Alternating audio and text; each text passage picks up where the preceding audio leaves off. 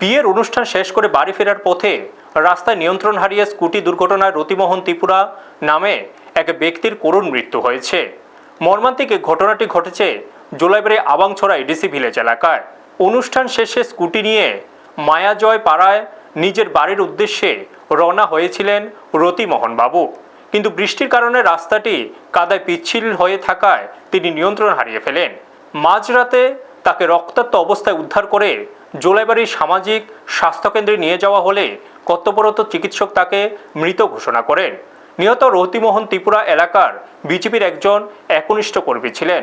জোলাইবাড়ি মণ্ডল বিজেপির পক্ষ থেকে তার মরদেহে শেষ শ্রদ্ধা জানানো হয়। তবে কাদা ভর্তি রাস্তার বেহাল দশার কারণে এই দুর্ঘটনাটি ঘটেছে বলে দাবি স্থানীয়দের।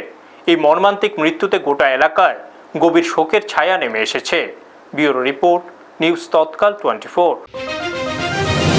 আমাদের এখানে গতকাল রাত্রে 1:45 সময় একজন পেশেন্ট নিয়ে এসেছিল। ওনার হেড ইনজুরি ছিল। অ্যাকর্ডিং টু পেশেন্ট পার্টি যা বললো যে উনি স্কুটি করে একটা বিবাহ অনুষ্ঠান থেকে বাড়ি ফিরছিলেন। বাড়ির 50 মিটার ডিস্টেন্সে এসে 50 মিটার দূরে এসে উনি স্কুটি স্লিপ করে পরে গিয়েছিলেন। তারপর ওনার বাড়ির লোক শব্দ শুনে এসে ওনাকে রিকভারি করে আমাদের হসপিটালে আনলেন। তো যখন আনলেন তখন আমরা ব্রড ডেটেই পেয়েছি। তো যখন দেখা গেল যে ওনার মাথার মধ্যে সিরিয়াস ইনজুরি ছিল, তখন আমরা বডিটাকে পুলিশে ইনফর্ম করে বডিটাকে মর্গে ট্রান্সফার করেছি। Accident, scooty accident.